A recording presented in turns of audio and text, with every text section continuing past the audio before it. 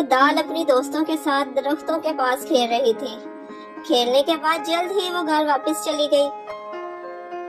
दाल सीधा अपने कमरे की तरफ गई और कमरे में रखा हुआ दूध का गिलास पीने की बजाय टॉफियां खाने लगी।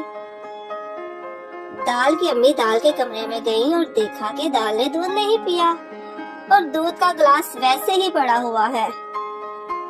अम्मी ने दाल से कहा, आज मैंने तुम्हारी पसंद के दाल चावल पकाए हैं, आकर खा लो, उसके बाद दूध पी लेना।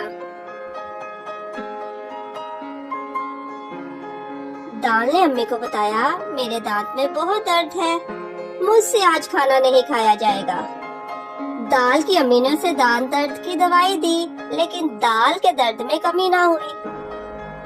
दाल के दादा जान दर्जी की दुकान पर अपने कपड़े लेने गए हुए थे। जब वो घर वापस लौटे तो दाल ने दादा जान को दांत दर्द के बारे में बताया। दादा जान ने दाल को बताया, मैं रोजाना मसवाक करता हूँ, इसलिए मेरे दांत अब भी मजबूत है और इनमें दर्द नहीं होता। तुम्हें भी रोजाना मसवाक करनी चाहिए। शाम को दाल के दांत का दर्द शिद्दत इख्तियार कर गया और दादा जान दाल को दांतों के डॉक्टर के पास ले गए। डॉक्टर ने दाल के दांत का मुआयना किया और दाल को बताया, ज्यादा टॉफियां और मीठी चीजें खाने की वजह से दांत बहुत ज्यादा खराब हो गया है। अगर दाल ने एहतियात ना की तो दांत निकालना पड़ेगा। डॉक्टर ने कुछ दवाइयां लिख कर दी और दाल से कहा कि वो टॉफियां और ज्यादा मीठी चीजों से परहेज करे और अम्मी जान जब भी दाल को दूध दे वो लाजमी पिया करे, क्योंकि दांत अल्लाह की नेमत है और हमें इसकी कदर करनी चाहिए। दूध पीने से दांत और हड्डियां मजबूत होती हैं।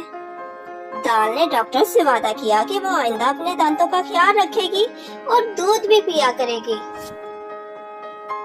अगले दिन दाल की अम्मी ने दाल को खाने के लिए दलिया दिया और दादा जान को दाल के स्कूल में छुट्टी की दरखास्त जमा करवाने का कहा, क्योंकि अभी दाल के दांत का दर्द पूरी तरह से ठीक नहीं हुआ था।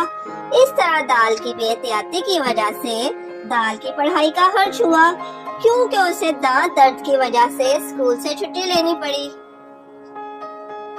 दाल को अपनी गलती का एहसास हुआ और उसने दादा जान से वादा किया कि वो आइंदा ज्यादा मीठी चीजें नहीं खाएगी और अपने दांतों की सेहत का ख्याल रखेगी। हर्फ दाल, आवाज द दांत, द दुकान, द दवाई, द दरख्त, द दलिया, द दांत, द दुकान, द दवाई, द दरख्त, द दलिया।